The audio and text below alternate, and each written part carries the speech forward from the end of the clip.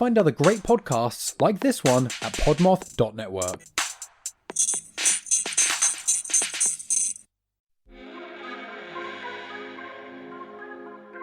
Hey, what's up, you guys? I'm Catherine. And I'm Haley. And we are Saturdays Are for the Ghouls, A podcast on the Podmoth Network. We cover all things spooky, like horror movies, true crime, the supernatural, and spooky stories. In the most chaotic way possible. So join your favorite ghoul friends every Saturday wherever you listen to podcasts. And become a spooky babe. So spooky babes, we'll see you In your nightmares. Hey, Twisted listeners, I'm Cindy. And I'm Diva. And this is Twisted Listers, a podcast about murder And Liz.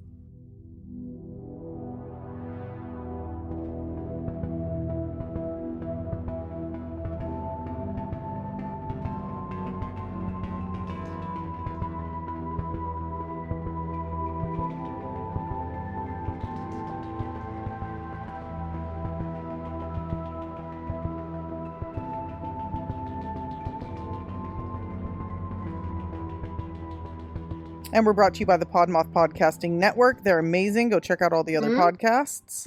And this is part 2 of Niche Killers. Killers that had a real weird way, a particular way that they wanted to kill. And it's not like people that had, like, you know, washing the bodies and all that shit. It's like weird ways. Unusual. Yeah, really unusual shit. Yeah, things that we don't hear about a ton. Yeah, so of course, for the last time I did a poisoner, which is like one of the most common. No, but it was a teacup poisoner. Teacup poisoner. Yeah, that was the unusual part. Tea. Yes. Yeah. But this one I have is a lot crazier. Yeah. Real quick, shout out to Bernadette at Murderific. She just covered this case. It came out like this week. And I was like, holy shit, I'm going to listen to yours. So I did listen. I didn't take too much from it because I had already researched it by the time it came out. But I did grab a few little tidbits from what she said, so I want to give credit there. Also, again, I mentioned our true crime podcast. I really like that podcast. They covered this as well. Haven't listened to it yet, but I'm sure it's really good. So just a few shout outs. And real quick for us, if you'd like to join our Patreon, which we are adding a new one next week, because we have to play catch up on Ed Kemper. You can do that at patreon.com/twistedlisters. We also have a new $5 patron. Hi, Seamus. Thank you. We will email you soon. Sorry, I haven't yet. If you'd like to join us on TikTok, it's just at Twisted Listers. If you'd like to hit us up on Instagram, it's Twisted Listers PCast. If you'd like to visit our website, you can do that at twistedlisterspod.com. And if you'd like to send us an email with case suggestions, we got one. They want us to do one solved by psychics. Oh, I would love that. I know, so good. I was like, Diva. That's what I wrote. I said, Diva will love that. Yes. I don't know of any, but I hope there are some. There are some. I looked because I was like, are we going to be able to find any? And yes. Sounds great. Yeah. But anyway, if you'd like to email us other awesome suggestions, you can do that at twistedlisterspod@gmail.com. So yeah, that's it. Let's get into it. Like, rate, review. Okay. Yeah. Okay. All that good shit. All right. Hopefully our sound is better because we're trying a new way, but if it sucks, we're experimenting. We are. Yes. All right. So I am going to kick us off, and I am doing the story of the boozing Barber. I was excited about this name. I don't know anything about him, but I was like, I like his vibe already. Dude, this is, I've never heard of this before, this way of killing. It's fucking wild. Amazing. His name is Gilbert Paul Jordan. He was born Gilbert Paul Elsey on December 12th, 1931 in Vancouver, British Columbia, I think. I actually couldn't find definitively where he was born, but this is where he did his thing. This is where he lived basically his whole life. All right. Very local to a friend of mine who does not listen to this because she does not like murder stuff. But yeah, so she won't want to hear about this. She does live in a very murdery place. Yeah. So Gilbert here, he had a really normal childhood. His mom was like a strong-headed woman, but like nothing that would cause you to be psychotic. You know, his parents divorced when he was kind of young. His father remarried and had another son. His father actually also started working in stocks and ended up making a lot of money. So Gilbert and his brother lived with their father. And then when their father remarried, they all lived together. That being said, they still spent like a bunch of time with their mom, and she still contributed to their lives. So again, it was a fairly normal situation. Not that weird. Yeah. No, nothing about it was weird. So later, his brother would come out and say, Gilbert was always a fucking weird dude. He was never really happy. He was always like off. He was like, there was no addiction in our family. There was no mental illness in our family. We don't know what the fuck happened with Gilbert. So he's just kind of like, I think he was just born wrong. Bit of a nature and not nurtured. Exactly. Yeah. Because his brother and his other brother too, like they're fine. So, and that happens a lot, but also there can be instances where like it is nurture, but a lot of people just like will never be serial killers, like even if their parents are horrible. Correct. And in some cases they will be serial killers even if their parents are great. So here you go. Yeah. Yeah. So anyway, despite the family being normal, despite there being no history of alcoholism or drug use or any of that in the family, Gilbert became a raging alcoholic by the time that he was 16.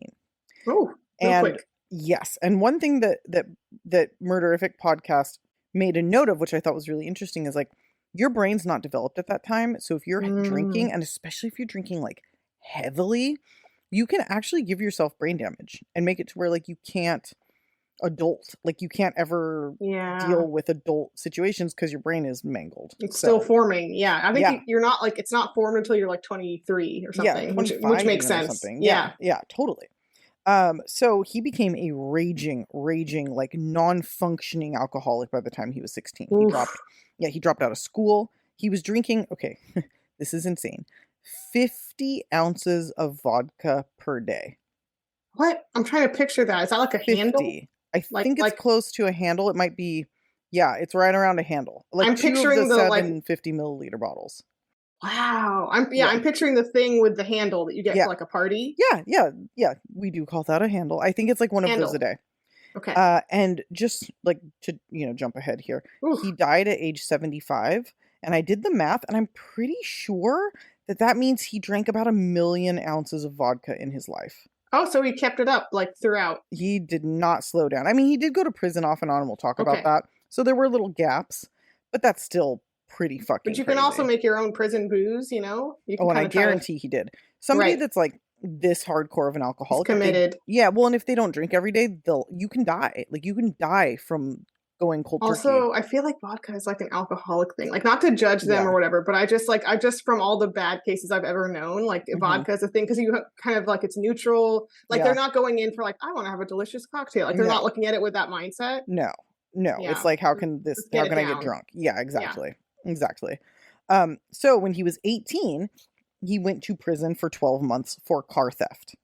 And then he got out, and by the time he was 28 in 1960, his rap sheet was insane. He had arrests for drunk driving, what they call indecent assault. Apparently that's a thing in Canada, which I think is interesting because it's like, is there a decent assault? Like, is there like the alternative? Because that's kind of a weird way to put it. But anyway, theft, indecent exposure, the list just goes on and on. He was just like a small time consistent criminal fueled by his raging alcoholism, right?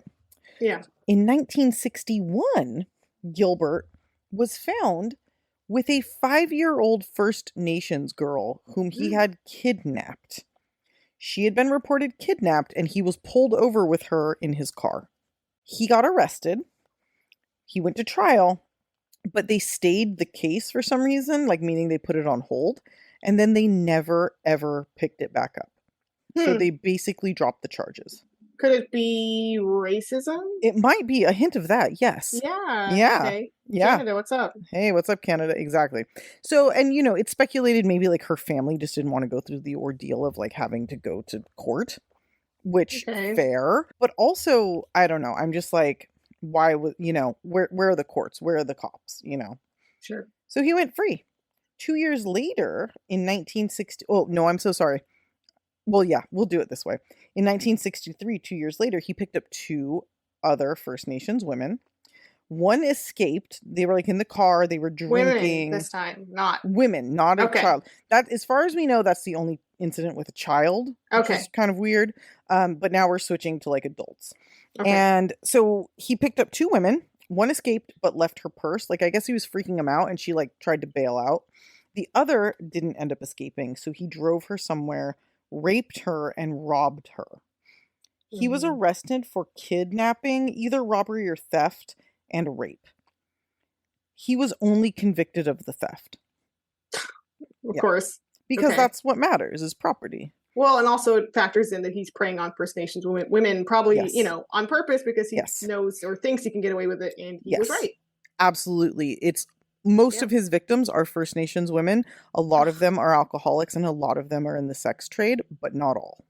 Okay. But he's choosing these people on purpose. Yeah, for sure. He was given 2 years for this. 2 years. Oh my God. Yeah. And it should be mentioned that despite being a drunk, he must have learned something from his dad because he played the stock market and made a ton of money. Oh. He did really, really well. So this like drunk dude is like getting wasted playing the stock market and like striking it rich. And I'm like, that's very strange. Where's the justice in this world? Like this is what this guy, but like rich. So he got a high paid lawyer to appeal his conviction and was released super early from this 2-year sentence. Okay. You can't even just do the 2 years. No. Okay. No. Prior to this, also 1961, which was the same year that he picked up the 5-year-old, he threatened to jump off a bridge. He was like attempting to commit suicide. And he went to court for that because it's, you know, illegal and they want to punish people for, you know. Yeah. Okay. And while in there, he did the Nazi salute and said Sieg Heil 3 times to the judge. And he was given 6 months for contempt. Oh, okay. Yeah. So he got more for that than the rape, but here you go. Yeah. Huh. All right. Yeah. So while in prison, for the short time he was in there, he learned a skill, as you might guess by the title of this topic.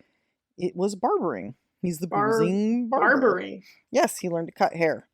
Okay. So when he got out of prison, he opened a barber shop in downtown on the east side of Vancouver. So it's called Downtown East Side. It's very similar to LA's Skid Row. I believe it's called the Skids. Yeah. East Side. Mm-hmm. And didn't Willie Picton pick up a lot of victims there? Yes. As well? Yeah. Yes. This area is gnarly. There's a lot of sex trade. There's a lot of drug use, just like out in the open, you know. Yeah. Nobody's trying to stop them.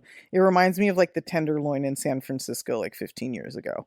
Right. Like I was like walking by a man just like smoking crack on the street. And the grossest thing about that is he was smoking crack on the street and like 10 feet down, there were like 50 people waiting in line to go to this like super hipster breakfast spot like right next to him. Like just That's insane. like a LA experience as well. It really is. Yeah. It's we have that sick. too.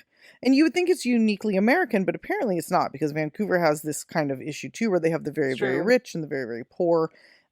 It's fucked up. So yeah. So he opens, it's great. Capitalism. Yay. Yep. So he has this spot in downtown Eastside Vancouver, and he's getting his nickname because he cut hair and was wasted all the time. So he's the boozing barber. Later, he was also called like the Demon Barber of Kingston Street or whatever the fuck. Trying to be like Sweeney Todd. Yeah, it's just stupid. We're not going to go with that. So Gilbert would hang out with other alcoholics, obviously, and he later said that it was because nobody else wanted to hang out with him. But obviously, as we've kind of already touched on, I'm pretty sure that he was picking victims. Or it just worked out very conveniently that all of the people that he hung out with were alcoholics because it made them easy targets, right? Yeah. He was also, he did a lot of drugs too, by the way. But the other thing he was addicted to was sex. So he would use a lot of the money that he had to pay sex workers. And he did this as much as 200 times per year. So like a lot of the days. Every other day or more. 2/3 of the days. 2/3 of the days, yes. Okay. He would hire these women. He would pay them. He would pay them to go drink with him. He would pay them to have sex with him. He would just kind of, it was like a weird thing, right? Which is also strange that you're like this drunk. You're probably like blacking out. Bless you. But you're also... You're also like having sex. It's very strange. Yeah, odd combo. Yeah. So he had a really dark side to him, obviously, besides just like the sex addiction and everything else. He was released from jail for like all the shit I was talking about in early 1963. And in 1965, a woman named Ivy Rose, who was an alcoholic and possibly in the sex trade and definitely First Nations, was invited to drink by Gilbert in a hotel room with him.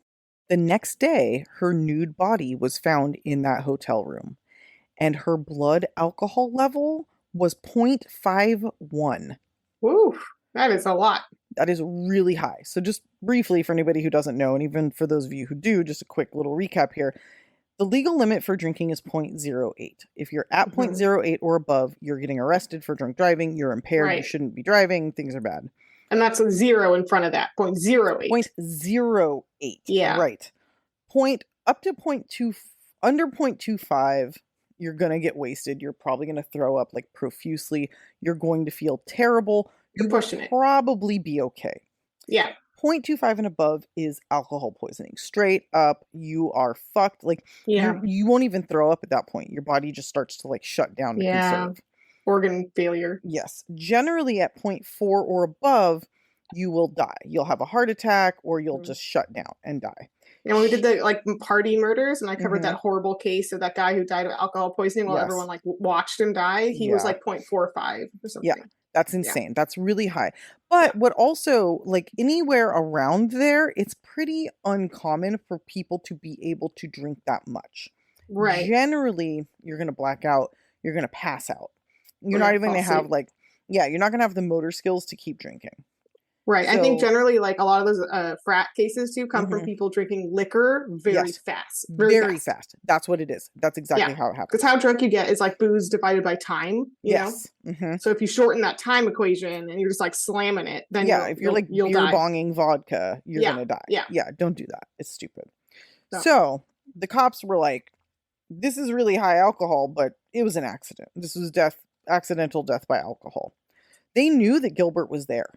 So his name was in the papers, but they were like, he's a drunk, she's a drunk, they were drunk, she died. End of story, right? Yeah. His family was like, hi, we're so fucking sick of seeing your name in the paper and like having this be tied to us. Because I guess that makes sense. Yeah, he was from Vancouver. Like, you need to knock it the fuck off. And also Gilbert wanted to, distance himself from what happened, from the death. So he changed his last name to Jordan. So he's now Gilbert Paul Jordan. And weirdly, he did it in like one day. Apparently, like it was really easy to change your name back then. Weird. Yeah. So time goes on. He just keeps getting arrested for dumb, drunk, asshole shit. I found it interesting that in 1969, he was arrested twice in one day for drunk driving. Yeah. So he got arrested, posted bail, got out, and just continued driving drunk and got arrested again. So, oh my gosh. But he also didn't really do any significant time for any of the things that he did. Obviously, because he's would take his license away at some point after 4 of those, or it's insane. Something. From 1971 to 1974, he was arrested for indecent exposure, an indecent act in public, and indecent assault. So a very indecent man. Oh yeah, indecent festival. Exactly. Yeah, it's a fucking party. The Crown, which is basically the court system, the legal system in Canada, they tried to have him declared a dangerous offender in 1974, but once again, the money paid off. His rich ass lawyers intervened, and the request was denied. I think that means he'd have harsher punishments every time he got arrested. He'd have limitations on where he could go and what he could do. So it could have helped, stop this, but it didn't happen because he has money and he's a white man. By 1975, he was back to barbering and boozing as a fully free man, mostly because, like I said, money, whiteness, and the fact that his victims were almost exclusively First Nations women. So in 1975, that same year, he abducted a woman from a mental hospital. That's so fucked up. Yes. He abducted her and raped her. This guy really likes targeting the vulnerable, and I hate it. I hate it too. I hate him very much. He got 22 months for that. Oh my God. 22 months with the record that he has for kidnapping and rape. 22 months. This isn't you've already said 5 shitty sentences for horrible crimes against women. Yeah. So then he gets back out in fucking 77 or so, and we don't hear too much from him. But then, starting in 1981, the shit hits the fan. Or 1980, actually. So that's the serial killer time. Yeah, right. That's the time. It's we need to do a list that's just 79 to 82. Yes, there's so much. Yeah, that's the peak. It really is. So between 1982 and 1985, 3 women died while at his barber shop. And he reported all 3 deaths after calling his lawyer, and he was never even arrested. Wait, all wait, died. wait. He reported them. Yes, he called and was like, "This woman is dead in my barber shop." Just dropped dead? Like, just dead. That's it? These 3 women, this is insane. Oh, also, his barber shop was 2503 Kingsway. It wasn't Kingston, I already got it. Kingsway. Oh, you have it? Okay, nice. Way ahead of you. So these 3 women, their blood alcohol levels were 0.76, another one at 0.51, and 0.79. I'm sorry. There's no way these women could have drank that much on their own. Like, for the 0.76 and 0.79, it's just not possible. No. You can't was he pouring it down their throat? We'll get there. But okay. Yes, he was. Sorry. No, it's fine. Like, we'll get there, but yes. Okay. So prior to these women, 2 other women had been found dead in hotel rooms after drinking with Gilbert. In 1980, there was Mary Johnson, whose blood alcohol level was 0.34. So not quite as high, but still enough to kill her. Solid. Yeah. Yep. And then in 1981, Barbara Paul was found dead with a BAC of 0.41. Then in 1986, Vera Harry was found dead in a hotel room. Her blood alcohol level, I think, was pretty low, but she was still with him drinking and died. So yes, what he's doing is force feeding women. First, he's like encouraging them to drink until they pass out. And then force feeding them alcohol while they're unconscious. Wouldn't they throw up or like have to just go straight down? I think I have a feeling that if you're passed out, it's different than being asleep. Especially if you're passed out from having like a suppressed system due to alcohol. That's so scary. Yeah, so your body probably just goes into like auto mode. You don't have the puke reflex or anything. Yeah, well, that's the other thing. If you get into that situation where you're actually having like blood alcohol, like alcohol poisoning, you have to go to the hospital. They'll force you to throw up because at that point your body doesn't even bother. It just like shuts down. So yeah, these women are not throwing up, and he's just dumping that booze in. Because there's no way you would ever get to like 7 and the 7s. Yeah, exactly. Like on your own. No. Like no way. There's no fucking way. And the 6, 7, 9, like give me a fucking break, right? So anyway, now we know what's going on. And I assume, the cops must have had some idea. But at this point, we're at 7 victims. Okay? Over 20 fucking years, he's killed at least. And these are some ones we know about, right?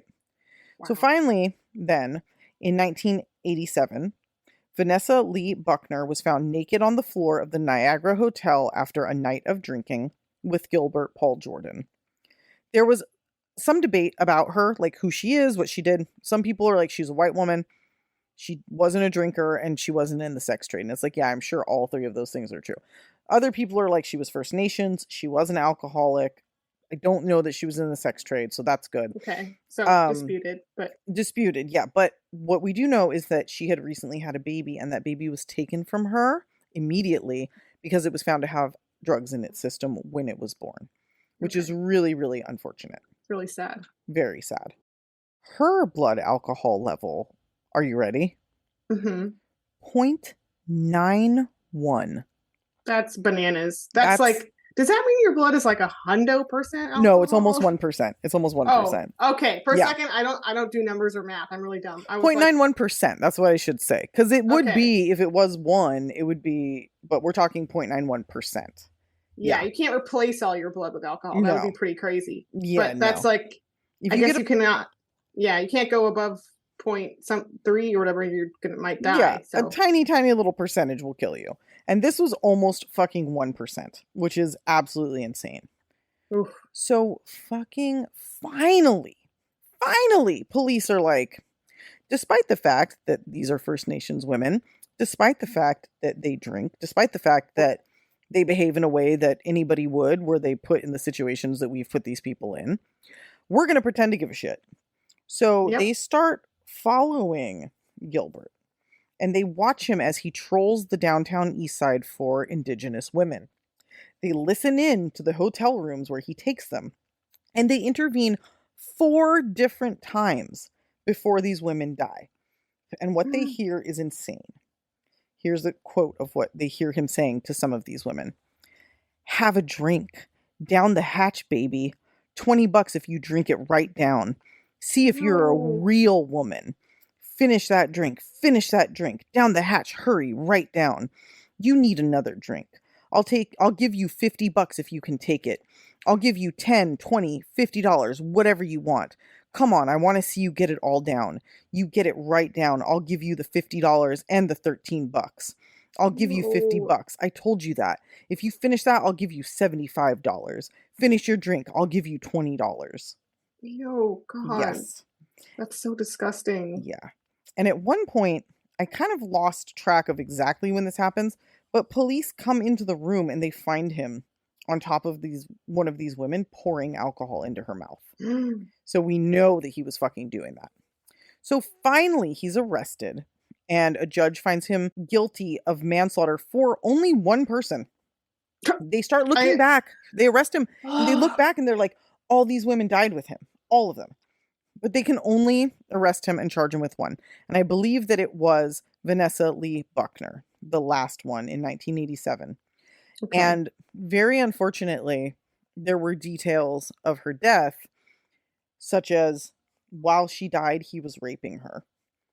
As she died. I was going to ask, yes. Like, that must be a part of this. He really likes drunken sex. So as it turns out, these women, it wasn't proven in all cases, but in quite a few, there was sexual, because they were having sex and it could have been consensual before they died.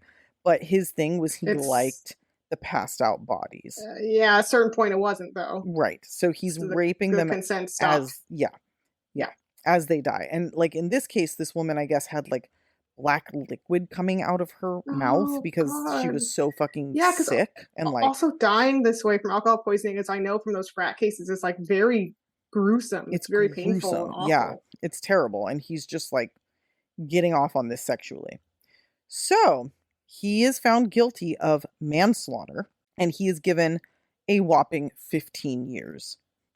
Okay. Now, part of me thinks it's because this is really hard to prove.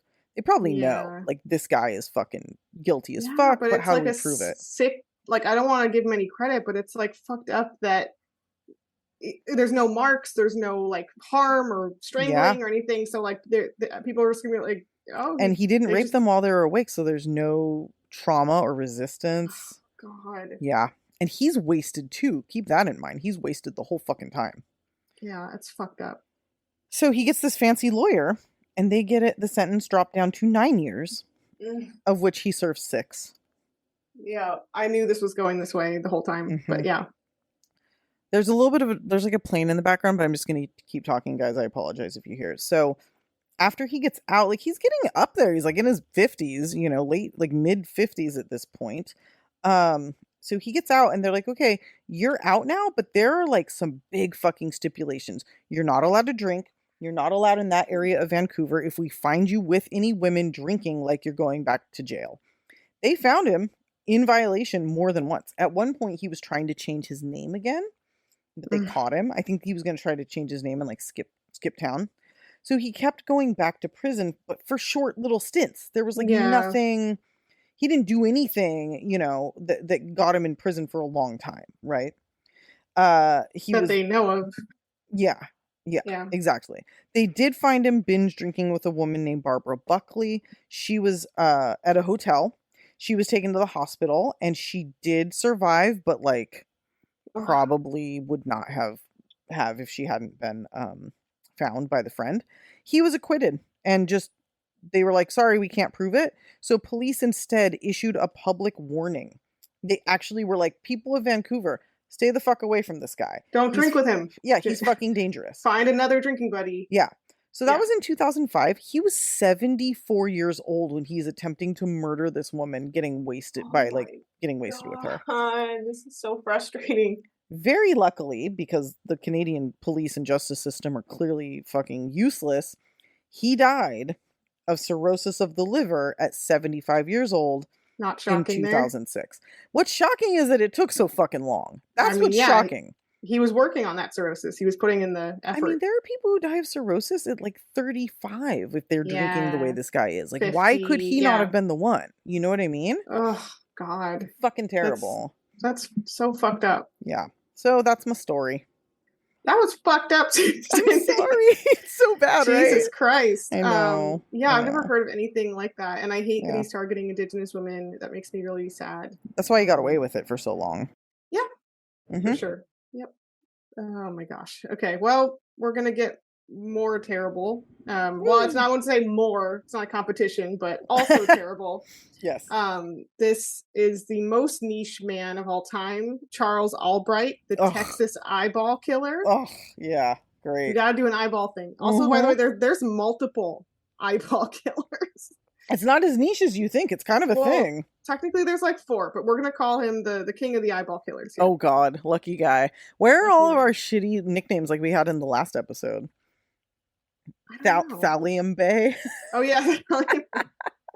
Oh, my gosh. I don't want to give Boozing Barber a new one because he already has a pretty good one. I mean, yeah, that is.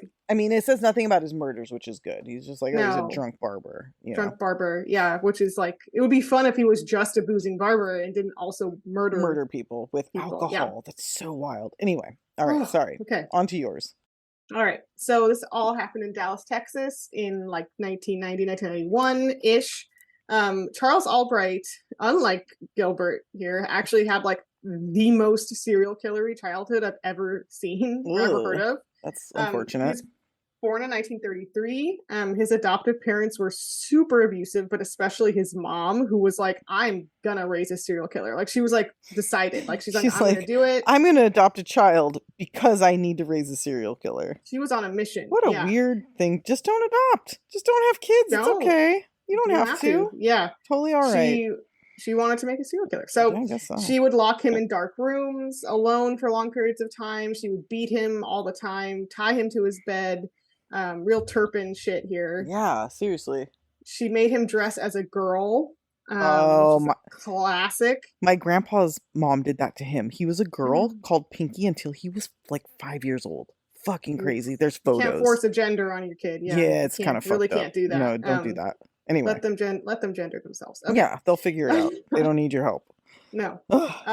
His mom was also super germophobic and like kind of made him neurotic about that. And she also lied and told him that his birth mother was a sex worker and like kind of told him all these weird things to malign her that weren't true. I mean, it wouldn't matter if she was, but they weren't true. Right.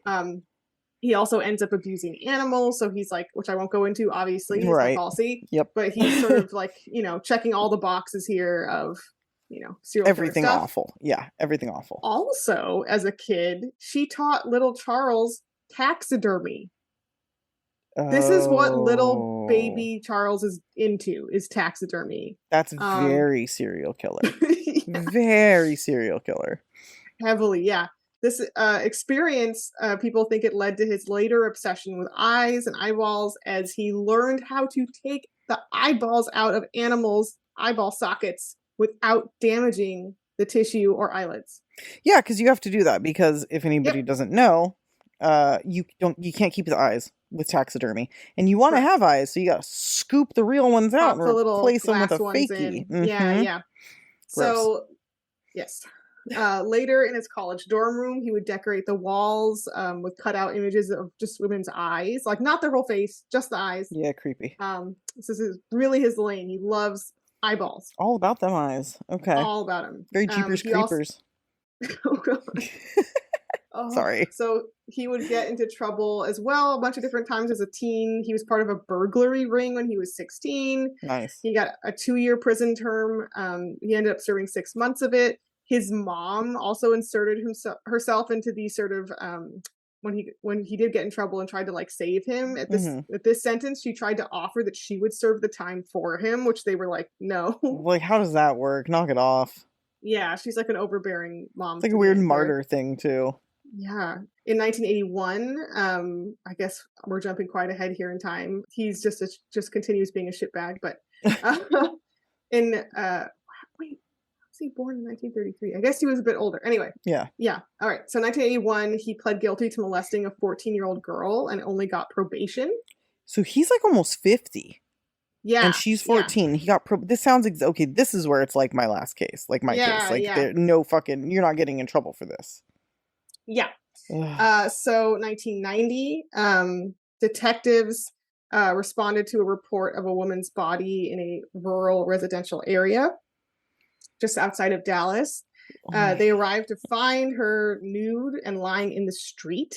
She had been shot in the head at close range, and her hands were kind of up, almost like a hillside strangler pose. Yeah, where they she's like kind put of them like a star, legs out, arms out. Yeah. This woman was identified as 33-year-old Mary Pratt, and she was a sex worker. Typical serial killer asshole shit. In the autopsy of Mary, the autopsy technician, guess what? Finds her eyeballs are missing. They're gone. Like, hey, where are the eyes? Yes. What happened? And in all cases, the autopsy lady will be shocked that not only are they missing, but the eyeballs are perfectly intact. It's not like they were torn out. They were like very precisely cut out. Right. So everything, it was surgical. Yes. Basically. Yep. Later, Veronica Rodriguez, another sex worker working in the area, approaches the police and tells them that she was with Mary that night. Like they were doing a threesome of some kind with that one client. Yeah. And they were both attacked by him. And she actually had visible cuts and injuries on her. Oh, shit. She described what happened and said that she actually saw Mary on her knees get shot in the head by this assailant. And Veronica just like bails. Yeah, fuck, yeah, dude. And she runs as fast as she can to the closest house where a man helped her and let her in and kind of took care of her. The police do not take her seriously because she is on drugs at times and she is a sex worker. Right. So they're just like, we don't fucking care. Which, like, how fucking pathetic. How fucking, you're not going to just do your fucking job? Like, They don't even go to that guy to like back up her story. Like, oh, you're a sex worker, therefore you've never seen all you do is lie. You've never seen anything or experienced anything. None of your experiences are real. Yeah. I hate cops. Okay. Anyway. Yes. Another body was soon found only about 8 blocks away from where Mary's was left. And it's also displayed in a very similar way, also nude. And this, she had been shot multiple times in the torso. Her eyeballs are also gone, and she is identified as a sex worker from the area named Susan Peterson. Okay. Also, I just want to make a second note about the eyeball removal here, which if you're going to be Googling or say watching some shows about this, just be aware that there are photos of their faces with no eyes. I can see Cindy Googling. Can you see it? I was just going to say, can you hear the keyboard clicking? Like, can you hear that? I'm like, sentence was not even done. Oh, Jesus. That is fucking and terrifying. Cindy's already typing. Yeah. Yes, I am. It is very upsetting looking. Oh my God. I'm sorry. Why did you say it? Oh my God. Cindy keeps looking. Yeah, so that's like nightmare fuel. And what's funny, it's not funny, but what's great is that on this documentary I watched from like Oxygen Channel documentary about him, they kept showing that one photo again and again, but with it like blurred, and it wasn't blurred enough. Let me just say that. Yeah. And I'm like, that's still really upsetting. Yeah, you're like, that didn't really do anything. The just blurring don't show didn't it. help. Just don't show it. Yeah. Even with the blur, I still see the voids of black where the eye should be. Yeah. Please tell me they were dead when he did this. Yes, I think so. Okay, that's good, because that's too much. Yeah. Yes. But yeah, that is dark. So if you're into really disturbing photos, enjoy. How it sounds. I thought I was. I don't know. Okay. Sorry. Okay. Anyway. Letting that go by. So investigators hypothesized, just to your question here, that he would shoot them fairly quickly, as his number one priority was getting to the eyeballs. That's what he wanted. He wants some eyeballs. Yes, and that people also thought that there was, I think correctly, some sexual element here. So he's sexually gratified by eyeball removal. Right. Does he carry him around in a little sack like your last guy? I don't know, actually. Yeah, we don't know what he did with them, but he enjoyed it. That's like even worse. That's even creepier, because the possibilities are kind of endless on where they might have ended up, and I don't like that. Yeah, you can just use your imagination of all the different eyeball things he might have. Yeah, that's fucking terrible. Been up to. No, I'm like pausing. Okay, all right. So in 1981, another nude female body is found displayed in the street. She's identified as Shirley Williams. She was shot in the head. Her eyeballs were also removed, but with a little bit less surgical precision this time. Was he in a hurry, maybe? Yeah, I think so. She was shot, but she had also had a graze wound, indicating that she had dodged one shot and she was kind of moving. She had been beaten a bit more than the others, and she also had cuts to her eyes and her face. Ugh. So yeah, I don't know if she was alive for the eyeball removal. I hope not, but she was definitely putting up a fight throughout. Right. They also find a tiny piece of an X-Acto blade in her head. Ew. Oh, that's so awful. This tells detectives that's what he's been using to remove the eyeballs, and it also indicates to them that he's not really a doctor, but someone who does like arts and crafts or something. Yeah, right? So he's somebody who would know how to do that that's not a medical professional, and that's going to narrow it down a lot. Correct.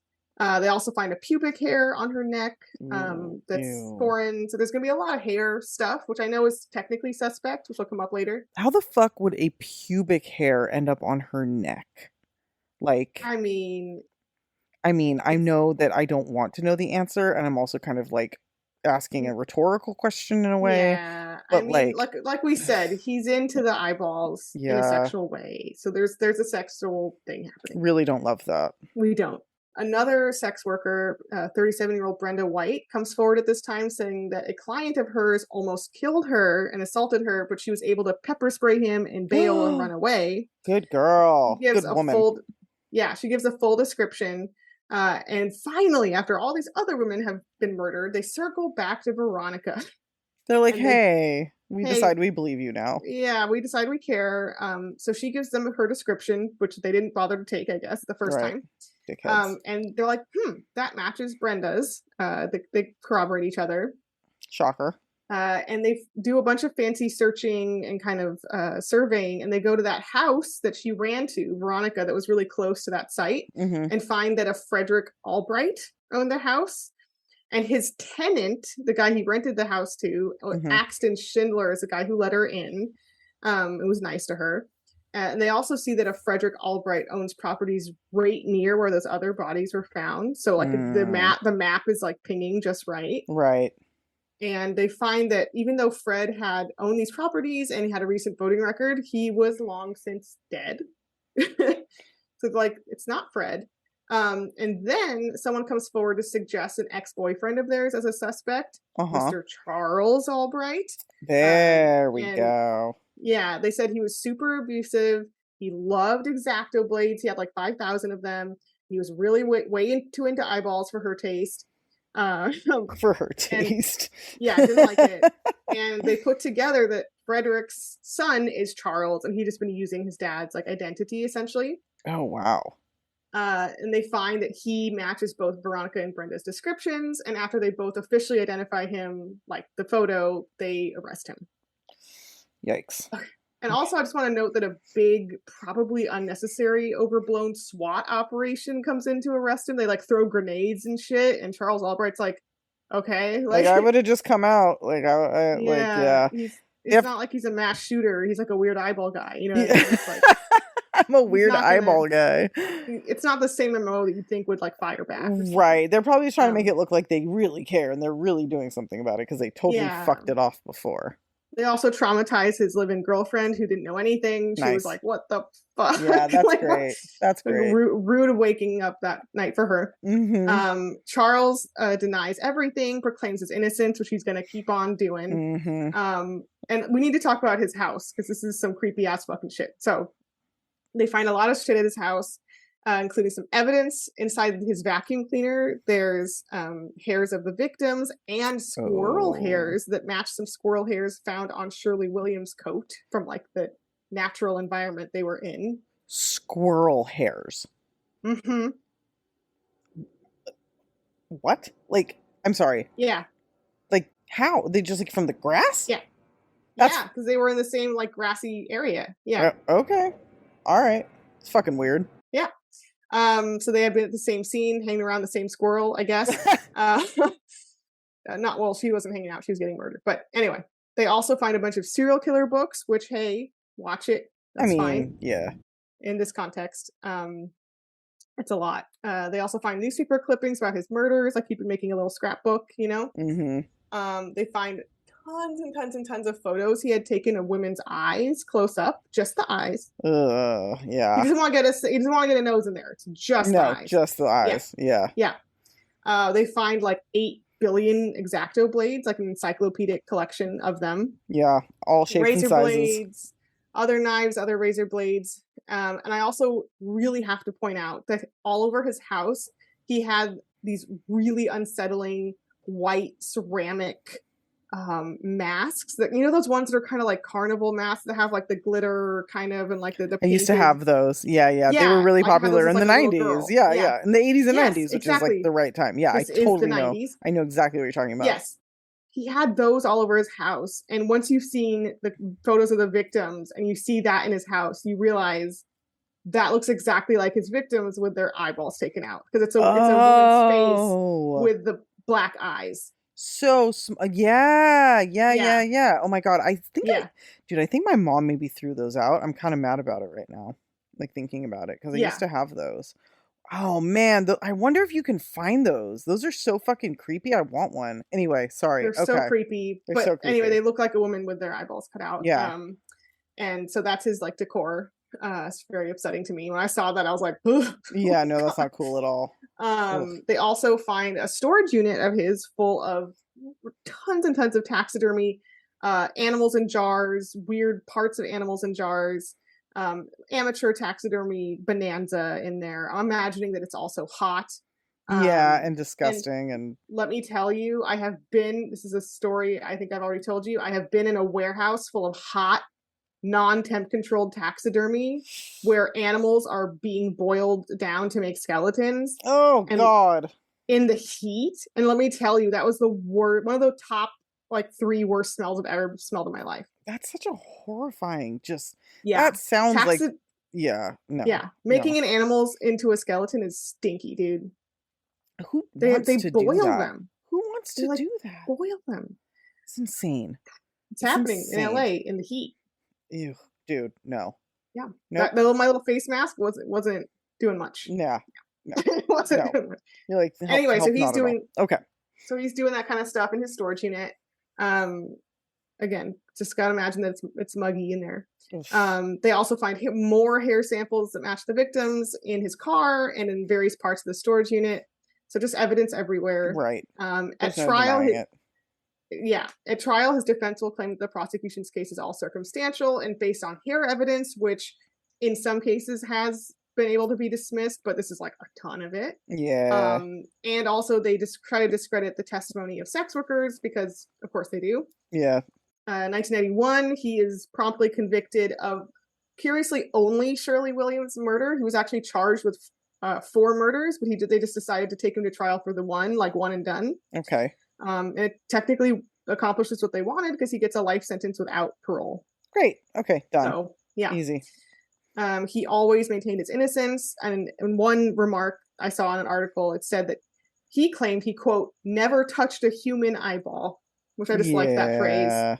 That's a weird sentence and also a lie. He's like, but I touched so many animal eyeballs. Yeah, right? It's like all I do. So and it's gross. Ridiculous. Like, yeah, my dude, you touched a lot of eyeballs. That's like your whole thing. That was your whole fucking thing. He died in prison in August 2020 at age 87. So he lived a very long life. Jesus. What's up with these motherfuckers living so long? God damn. Very long life. He wasn't boozy, though, to my knowledge. He just loved eyeballs. Yeah. He's addicted to eyeballs. His prison cell probably had pictures of eyeballs all over. Are they allowed to do that? Yeah. I just think you're not allowed to have like pornography, but that's about it, right? Huh. All right. Yeah, he has. Yeah. Side note, and last final note here. There's a couple different articles, including one from 1993 that's really bad. And I knew it was going to be bad, but I had to read it because there was this notice at the top. I forget the paper that did it. Some Texas newspaper. Mm-hmm. And at the top, it was like, warning, this was written in 1993. Yeah. We're I've seen sorry. those. You know, those? Yeah. We didn't know any better. It's like, this is you not did, up to but date whatever. with today's whatever. And I was like, okay. Yeah. So I had to read it, and it was so fucking bad. It was basically like Charles Albright is a Renaissance man because apparently he could play instruments and sing because his crazy mom like forced him to like be good at a bunch of stuff. Right. So like this article is like, who could have ever thought that this amazing, lovely gentleman could ever do something? What? You know? He's so white and accomplished. Yes, he's so white and he plays so many instruments. Oh, and then I did see some like more recent articles too, kind of like still echo that a little bit, where they're like, no one suspected this. He was a Renaissance man. And also, I'm like, have you heard about his childhood? I think a lot of people suspected it. Yeah, like I don't think anybody's surprised. And he was also doing crime from like the time he was like 13 or something. So it's like, who cares if he played the violin? Like, yeah, that really means nothing. Come on. That doesn't mean it comes out of the blue. Like stupid. The way people put value on things is so fucking arbitrary and dumb when you really think about it. But... And it is kind of racialized, because I have seen a lot of other white serial killers, even when they're like really gross. And the articles are like, sorry, this is a very side rant, but like always in crime shows, when people say we never would have suspected him, like this is the guy that we never saw this coming, it's a white guy. Always, 100%. No one ever says that about a black person. No. They never saw it coming. He's just an all-American American boy. No one saw this coming. Yep, it's fucked up. When it's black people, they're like, well, you know, you never know. It's like, come on, you fucking assholes. Yeah. Jesus Christ. Anyway, so that's the eyeball killer short version. What a dickhead. The worst. He's the worst, and not a Renaissance man. Unless the Renaissance was all about eyeball removal. Eyeball extraction from unwilling victims. I liked this topic. I thought it was really good. I'm glad I picked it, but I think it was kind of you helping me pick it too, so thank you. And what are you going to do? What's our next one? Oh, yeah. I was like, wait a minute. Sipping my Modelo here. I'm the boozing podcaster. No, I'm not boozing. It's beer. It's okay. It's not 50 ounces of vodka. Sorry. Okay, go ahead. It is like 6 ounces of Modelo. I'm okay. I wanted to do, because we're going at back to school time, at least in my Ralph's right now at my grocery store, I'm seeing all the little, like that section of back to school stuff. Oh yeah, we're in week 2 for Ollie, so yeah, we're here. So I'm hitting the right stride here. Yes. I wanted to do Murdered on Campus. Oof, rough. Yes. Good one though. So dorms or like classrooms or campus, but no school shootings. Don't worry. We hate those. Yeah, and that's just too much to cover too. No, I mean I do like the odd one here and there when it really fits a topic. I was gonna say I kind of lived adjacent. I won't say through because I wasn't there, but I lived adjacent to a school shooting that went down, and I did not enjoy that. So yeah, no, fuck that. Way too close for comfort. Where if that guy had just chosen a slightly different time of day, I easily could have been there. Yeah, that's a fucking terrifying because it was my campus. Yeah, so. That's terrifying. Yeah. Ugh, fuck that. Okay, so we'll kind of ignore those, which I like, because I think fuck those. But we'll do some other fun ones. Murders. Yeah, not fun. You guys know what we mean. Okay, well, thanks everybody for listening. Please like, rate, review, tell your friends, spread the word, whoop whoop. And until the next topic, stay off our list. Stay off. Bye.